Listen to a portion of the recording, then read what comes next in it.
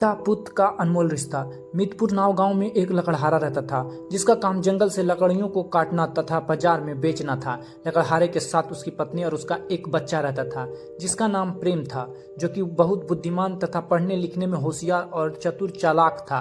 प्रेम school से आकर घर पर भी खूब मन लगाकर पढ़ाई करता था। लकड़हारा और उसकी पत्नी अपने बच्चे की पढ़ाई के प्रति रुचि देखकर उसे बड़ा ऑफिसर बनाने की चाहत में थे। इसीलिए लकड़हारा अपने काम काज में अपने बच्चे को कभी शामिल नहीं करता था। धीरे धीरे लकड़हारे का बच्चा बड़ा हो रहा था। इसके साथ साथ वह पहले से और ज्यादा बुद्धिमान और चतुर चालाक होता जा रहा था।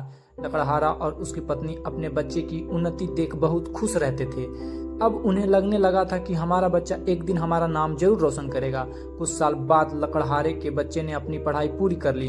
गांव के कुछ लोग लकड़हारे को सलाह देने लगे कि आप अपने बच्चे की शादी कर दो, उसका घर बसा दो। फिर लकड़हारे ने अपने बच्चे से पूछा तो उसके बच्चे ने अभी शादी नहीं करनी है बोलकर बात को टाल देता है और वह आगे की पढ़ाई में लग जाता है। इस तरह से लकड़हारे का बच्चा आगे चलकर एक बड़ा अधिकारी बनता है, जो कि गांव से दूर एक शहर में रहने लगता है। एक बार लकड़हारा अपने बच्चे से मिलने उसके दफ्तर में जाता है और देखता है कि उसका लड़का कुर्सी पर बैठा होता है। लकड़हारा अपने बच्चे के दोनों कंधों पर अपने हाथ रखते हुए बोलता है, बेटा कैसे हो, कैसी चल रही है आपकी नौकरी। बेटा बहुत गौरवान्वित महसूस करता है और अपने पिता को सब अच्छा अच्छा बताता है। फिर उसके पिता उससे पूछते हैं, बेटा इस दुनिया में सबसे महान इंसान कौन है।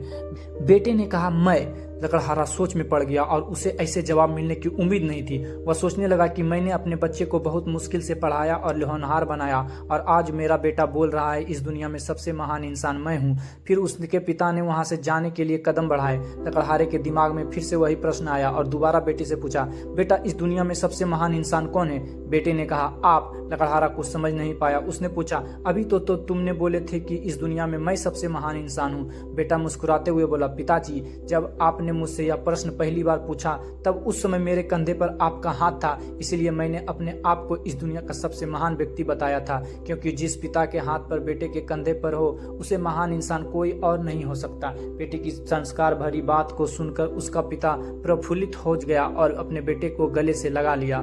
कहानी का सीख, पिता का सहारा लेकर बच्चा किसी भी मुकाम को हासिल कर सकता है। पिता ही एक ऐसा इंसान है जो अपने बच्चों को जीवन जीने की कला सिखाते हैं। अगर आपको यह वीडियो पसंद आई हो please like share and subscribe. धन्यवाद।